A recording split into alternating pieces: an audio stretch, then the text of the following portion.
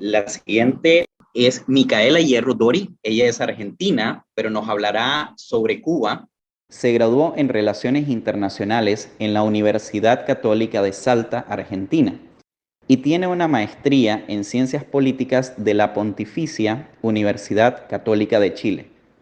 Estudiante de doctorado en la Pontificia Universidad Católica Argentina, UCA, profesora de liderazgo y gestión de equipos en el posgrado en gestión de gobierno de la Universidad del Salvador, USAL. Presidente de Cultura Democrática, organización de la sociedad civil que promueve la democracia y los derechos humanos en América Latina. Especialista en sociedad civil cubana e investigadora principal del proyecto Memoria y Cultura para la Democracia en Cuba. Bienvenida, Micaela. El tiempo es suyo. Muchísimas gracias por la presentación y por la invitación al Instituto Thomas Jefferson para las Américas. Realmente es un gusto estar aquí en este prestigioso foro compartiendo algunas reflexiones y análisis de las perspectivas económicas y políticas de Cuba. Sin embargo, antes de comenzar, hacer una nota al pie refiriéndome a los datos que hoy mencionaré, pues los datos macroeconómicos son los brindados por la propia Oficina Nacional de Estadísticas e Información de Cuba, y la fuente, en definitiva, de los organismos regionales e internacionales como la CEPAL, el BID, Banco Mundial y OCDE. Datos que no son confiables, que son dibujados, tergiversados por el régimen. Los datos estadísticos que brindan, por ejemplo, el régimen al Programa de Naciones Unidas para el Desarrollo, hace que Cuba esté entre los países de desarrollo alto, número 70 de 193 en el ranking. Dicho esto, comenzamos confirmando que la crisis económica en la cual se encuentra Cuba ya superó en número a la del llamado periodo especial de la década del 90. Y esto considerando una vez más que, según el último dato disponible del Banco Mundial, el PIB de Cuba en valores nominales ascendía a unos 103 millones de dólares en 2019, que equivale a poco más de $9.000 per cápita. De nuevo, dato que es irrisorio por lo irreal, porque es superior al PBI per cápita de México o de Argentina. Si comparamos los ingresos reales expresados en pesos cubanos, el ingreso per cápita haría que Cuba comparta el puesto 124 con la República Democrática del Congo en el mencionado índice de desarrollo, en lugar del puesto 70. Por eso esta aclaración con respecto a los datos. La inflación del 2020 superó un porcentaje de un 18%, según la CEPAL, pero ya en el 2021 superó el 60%. Según Pavel Vidal, un economista cubano, profesor de la Universidad Javeriana en Colombia, existen otros estimados que afirman que la inflación es de alrededor de 500%, pero son datos, de nuevo, estimados por otras fuentes. El salario mínimo, que rondaba unos 400 pesos mensuales, ahora subió a unos 2.000, y aún así el poder adquisitivo se ha disminuido. La inflación afecta a los más vulnerables, y es un país como Cuba, donde la igualdad está en la pobreza generalizada, donde el promedio salarial no supera los $20 mensuales. La crisis económica sin duda conlleva una crisis social en este contexto del COVID-2019, obviamente a una crisis sanitaria y también una crisis política, como lo vimos el 11 de julio. Este gobierno de Díaz-Canel sufre desde su concepción una crisis de legitimidad, dado que su elección como jefe de gobierno no ha sido un proceso democrático, ni justo, ni libre. Simplemente es la continuidad de un régimen totalitario iniciado en un proceso revolucionario donde la élite, tanto militar como de miembros del Partido Comunista, retiene el poder hace ya 6 décadas. Sin embargo, el bloqueo comunicacional del gobierno hacia sus ciudadanos, que pasó en el 2018 de permitir cierto acceso a Internet a través de datos móviles, que pasó a pretender de alguna manera controlar con bloqueos de páginas y apagones circunstanciales a los activistas y opositores, ha facilitado visualizar de alguna manera el incremento en el descontento de la opinión pública, que lo ha hecho, en definitiva, a través de las redes sociales.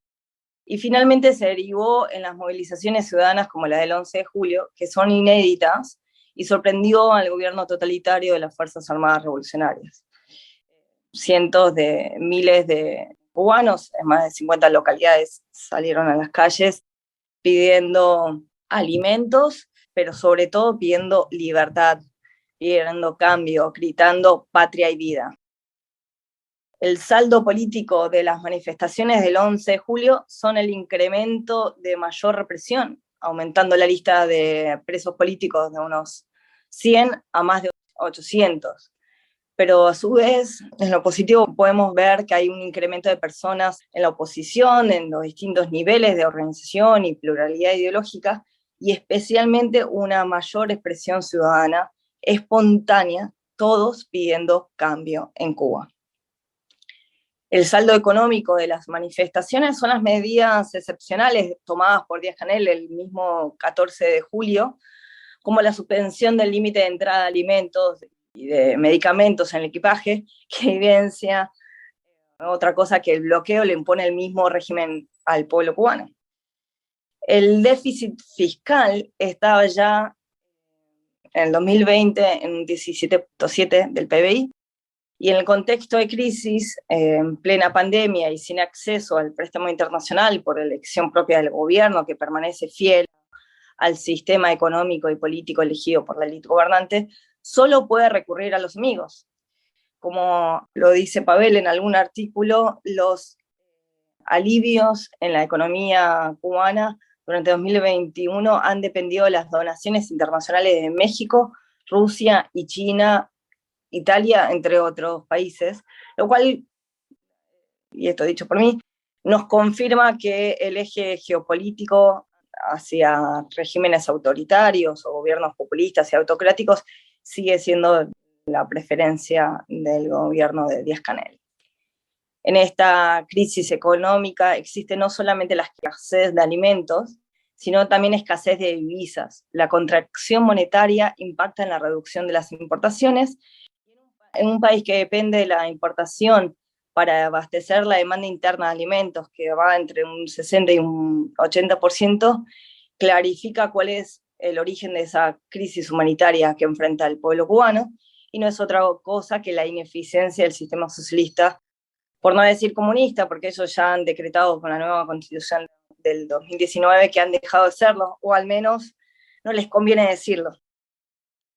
El llamado proceso de ordenamiento monetario, que significó la eliminación del CUC en enero del 2021, esa moneda de fantasía sin sustento económico alguno, que se igualaba al euro, significó, por un lado, la ampliación de la brecha de la tasa cambiaria oficial de la informal, que comenzó en enero de este año de 24 pesos, la tasa oficial, a 40 la tasa informal. Hoy además se suma el dólar bancario o el dólar utilizado en las tiendas MLC, es decir, moneda libremente convertible, que es el nombre que le dieron a las tiendas donde los ciudadanos cubanos pueden acceder a ciertos alimentos, pero pagando en divisas, en dólares. Porque los cubanos son poetas, le ponen nombres pomposos y creativos a toda política económica inexplicable, y hasta me atrevería a decir inédita en el mundo. Ellos le llaman a pagar en dólares moneda libremente convertible. El anuncio de febrero de este año de habilitar que microemprendimientos, pequeñas y medianas empresas, MIPYMES, puedan trabajar en más de 2.000 rubros, permite sincerar de alguna manera la economía informal de aquellas que eran rehenes de extorsión de funcionarios que obviaban dicha informalidad.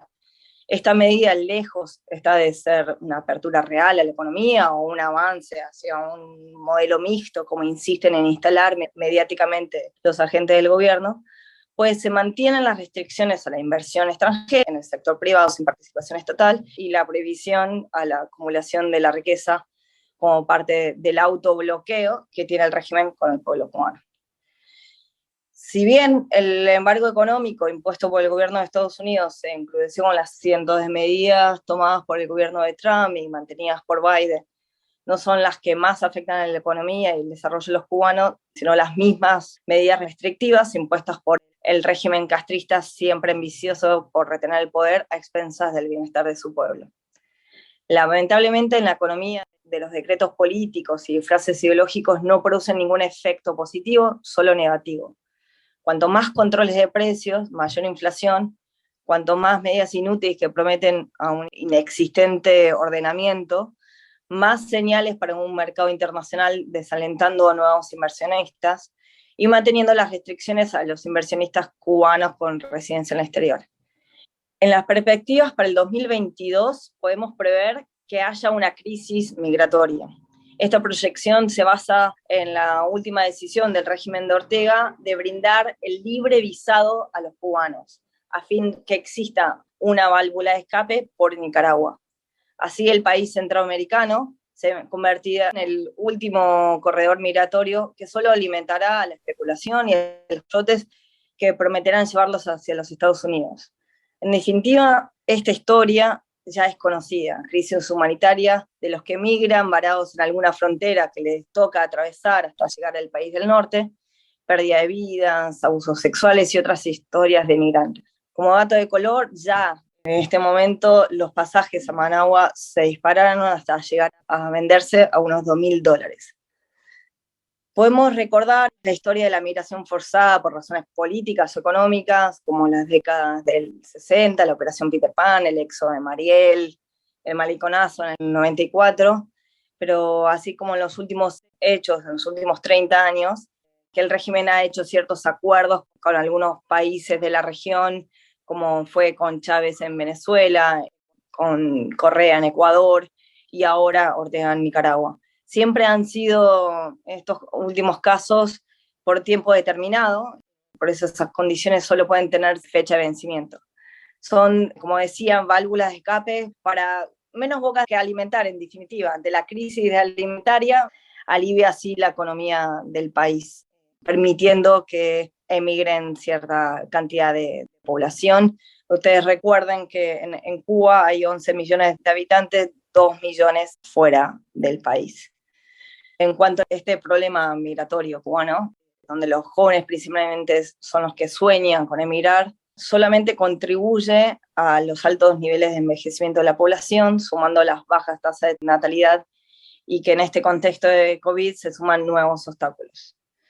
Los cubanos están vacunados, principalmente con vacunas nacionales, como la Soberana, la Abdala, por lo que a la hora de viajar a Europa o Estados Unidos o a otros países que piden el pase sanitario, los cubanos no van a poder salir del país, ya ni siquiera van a tener que regular a los activistas, impedir arbitrariamente que salgan del país, sino simplemente porque no tienen acceso a vacunas reconocidas por la Organización Mundial de la Salud y que permiten así el ingreso a estos países.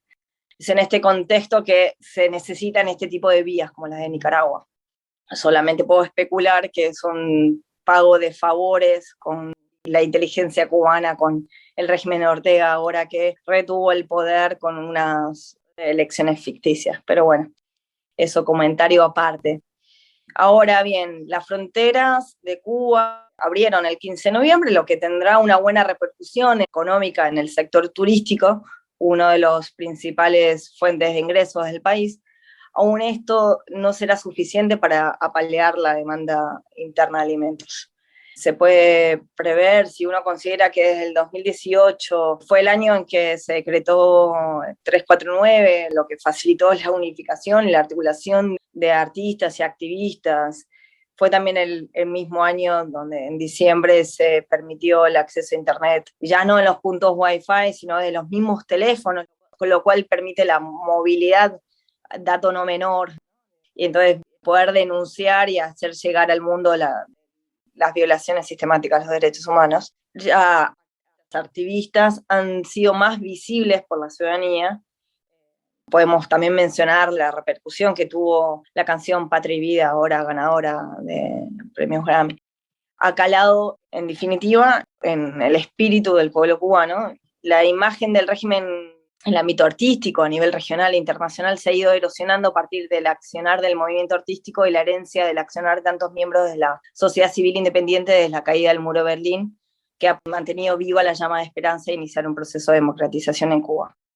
La violación sistemática de los derechos humanos, denunciado cada vez más en foros internacionales y por la sociedad civil internacional, y con la evidencia de videos, fotos y los voces de las mismas víctimas, la impunidad del régimen del sistema internacional debería verse disminuida en los próximos años. Rapidito, para concluir, con la descripción de la contracción del PBI, el déficit fiscal, el déficit de la balanza comercial con una escasez de alimentos y divisas, inflación, aumento del desempleo, sumado a la presión de la ciudadanía, solo forzará al régimen a que vaya tomando medidas con impacto real en la economía y perceptible para la ciudadanía, y que no sean un falso cambio hacia un sistema mixto. La ciudadanía ya tiene una voz en las redes sociales y eso ha llegado para quedarse. La gente en los últimos días ha quejado porque el monopolio del Grupo de Administración Empresarial de las Fuerzas Armadas GAESA continuó construyendo a pesar de la pandemia, considerando las necesidades de reconstrucción de los hospitales en este contexto de pandemia. Eso por solo enumerar un ejemplo de cómo ya la ciudadanía no solamente sale a las calles, sino también se hace escuchar sus demandas de cambios económicos por las redes sociales. Y dicho esto, cierro acá, dado que se nos acabó el tiempo, pero muchas gracias de nuevo por su atención. Muchísimas gracias, Micaela. Excelente. Yo he quedado con ganas de aprender mucho más de la mano de su ponencia.